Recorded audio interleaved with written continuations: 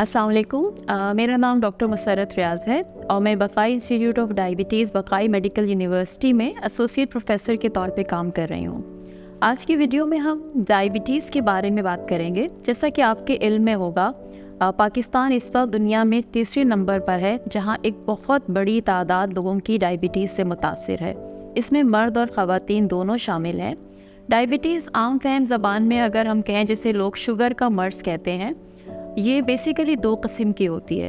एक होती है टाइप 1 डायबिटीज़ और एक टाइप 2 डायबिटीज़। टाइप 1 डायबिटीज़ वो होती है जिसमें आपके जिस्म में इंसुलिन बनना बंद हो जाती है और इसका इलाज सिर्फ और सिर्फ इंसुलिन देकर ही किया जाता है।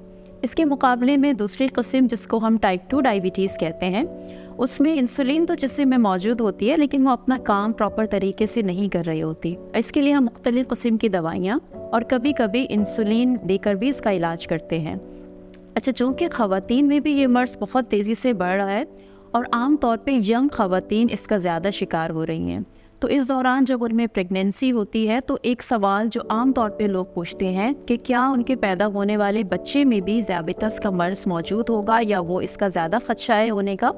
तो इसका जवाब ये है कि ये ऐसा मर्ज़ नहीं है कि डायरेक्ट माँ से पैदाइश के बाद बच्चे में ट्रांसमिट हो जाए, लेकिन हाँ, चूँकि जीन्स वही होते हैं तो इन बच्चों में आगे जाकर डायबिटीज़ होने के चांसेस ज़्यादा होते हैं अगर वो कुछ चीज़ों का ख्याल ना करें। जैसे कि अगर माँ का वज़न पहले से ज़्यादा हो या अगर उसको शुगर का मर्ज़ है और उसको वो कंट्रोल ना करें ठीक से, बच्चे को पैदाइश के बाद माँ का दूध ना दिया जाए या आगे जाके बच्चा मोटापे का शिकार हो जाए या फिज़िकली इनएक्टिव हो, तो उन बच्चों में ज़्यादा चांसेस होते हैं डायबिटीज़ होने के बनिस्बत उन बच्चों के जो इन सब चीज़ों से दूर हों। लिहाजा वो तमाम ख़वातीन जो प्रेगनेंसी के दौरान शुगर के मर्ज़ का शिकार हों, चाहे उन्हें पहली दफ़ा प्रेगनेंसी में पता चला हो या वो पहले से ऑलरेडी डायबिटीज़ के इलाज में शामिल हों, उनके लिए कुछ बुनियादी चीज़ों का ख्याल रखना बहुत ज़रूरी है। एक तो ये कि प्रेगनेंसी से पहले जिस हद तक हो सके अपने वज़न को नॉर्मल रेंज में रखें।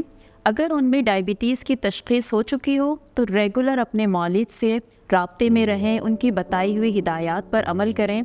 वो आपको प्रेगनेंसी के दौरान शुगर की सतह कहाँ तक रखनी है खून में वो बताएंगे। उसको अचीव करना बहुत ज़रूरी होता है।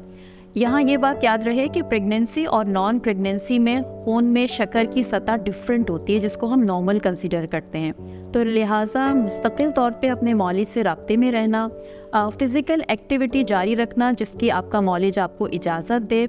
इसमें सबसे इम्पॉर्टेंट मॉनिटरिंग होती है कि अगर आप रेगुलर अपनी शुगर को चेक नहीं करेंगे तो आपको नहीं पता चलेगा कि वो नॉर्मल है या नॉर्मल से ज़्यादा या नॉर्मल से कम रह रही है। दोनों सूरतों में माँ और बच्चे दोनों को इसका नुकसान हो सकता है। इस दौरान अपने खाने पीने का ख्याल रखना। कुछ चीज़ें हैं जिनका इस्तेमाल करने से शुगर बहुत तेज़ी से बढ़ती है, जबकि उसके मुकाबले में एक मुतवाज़िन ग़िज़ा लेने से आप और आपके बच्चे की सेहत पर अच्छे असरात मुरत्तिब होते हैं और पैदा होने वाले बच्चे में भी कोई कॉम्प्लिकेशंस होने के चांसेस कम होते हैं। लिहाजा चाहे ख़वातीन हो या मर्द हो, प्रेगनेंसी से हट के भी अगर आप डायबिटीज़ का शिकार हैं, रेगुलर अपने मौलिद से राब्ते में रहें, उनकी बताई हुई हिदायत पर अमल करें, फ़िज़िकली एक्टिव रहें, रेगुलर अपनी ब्लड शुगर्स को मॉनिटर करें ताकि आपकी जो मैनेजमेंट है, आपकी दवाइयाँ, आपकी इंसुलिन, उसके हिसाब से उनमें रद्दोबदल किया जा सके। खाने पीने का ख्याल रखें, अपने वज़न का ख्याल रखें, रेगुलर वॉक कीजिए। ये छोटी छोटी चीज़ें हैं जिन पे अमल करके ना सिर्फ आप अपनी डायबिटीज़ को कंट्रोल रख सकते हैं, बल्कि इसकी वजह से पैदा होने वाली बहुत सी पेचीदगियों से भी बच सकते हैं।